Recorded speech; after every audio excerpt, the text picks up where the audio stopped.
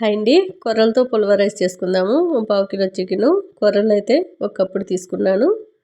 పొడి పొడిగా రావాలంటే నేను చూపిస్తున్నట్టు ట్రై చేయండి. కుక్కర్లోని కొద్దిగా ఆయిల్ వేసి సన్నగా తరిగి పెట్టుకున్న ఉల్లిపాయ ముక్కలు కాస్త వేగిన తర్వాత తీసి సైడ్ పెట్టుకొని అదే కుక్కర్లో కొంచెం ఆయిల్ వేసుకొని మళ్ళీ లవంగా, దాల్చిన చెక్క, మరాఠీ మొగ్గ, యాలక్కాయ వేసుకొని మళ్ళీ కొద్దిగా ఉల్లిపాయ ముక్కలు, పచ్చిమిర్చి, కొంచెం షాజీరా బాగా వేగిన తర్వాత ఆ చికెన్ అంతా కూడా వేసేసుకోవాలి. బాగా కలుపుకొని బాగా వాటర్ అంతా కూడా చికెన్లో లేకుండా ఉండే వరకు వేపుకోవాలి.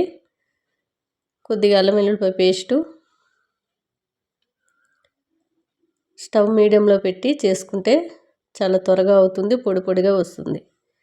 కొంచెం కాశ్మీరీ చిల్లీ పౌడరు, ఒక చిన్న టమాటో, రైస్కి సరిపడగా రాళ్ళు ఉప్పు వేసుకున్నాను. Garam masala 1 spoon. Kashmiri chilli powder వల్ల మనకు కలర్ మంచిగా ఉంటుంది, కారం తక్కువగా, టేస్ట్ బాగుంటుంది. ఒక కప్పుడు వాటర్ వేసుకొని స్టవ్ మీడియంలో పెట్టి 2 విజిల్లు వస్తే సరిపోతుంది. ఇది కొర్రలు అనేటివి ఒక 2-3 సార్లు అయినా శుభ్రంగా పిసికేసి కడుక్కోవాలి.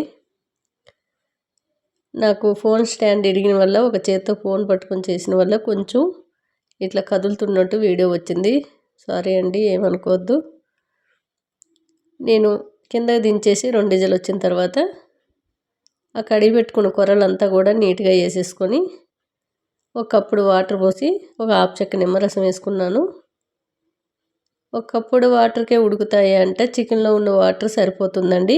మనం నార్మల్గా అయితే ఎప్పుడైనా కొర్రలు పులవ కానీ బిర్యానీలకు కానీ చేసినట్లయితే కప్పు కొర్రలకి కప్పున్నర వాటరు తీసుకోండి, సరిపోతుంది.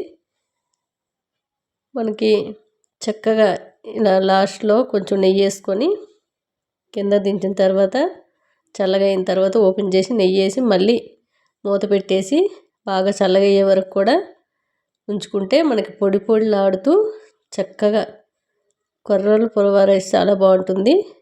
నాకు కొత్తిమీర పుదీనా లేదని వేసుకోలేదు, మీ దగ్గర ఉంటే వేసుకోండి. ఉల్లిపాయలు ఫస్ట్ ఏపి సైడ్ తీసుకున్నాం కదా, ఆ ఉల్లిపాయ ముక్కలన్నీ వేసుకుంటే తినేటప్పుడు కమ్మగా మంచి సువాసనతో టేస్ట్ చాలా బాగుంటుంది.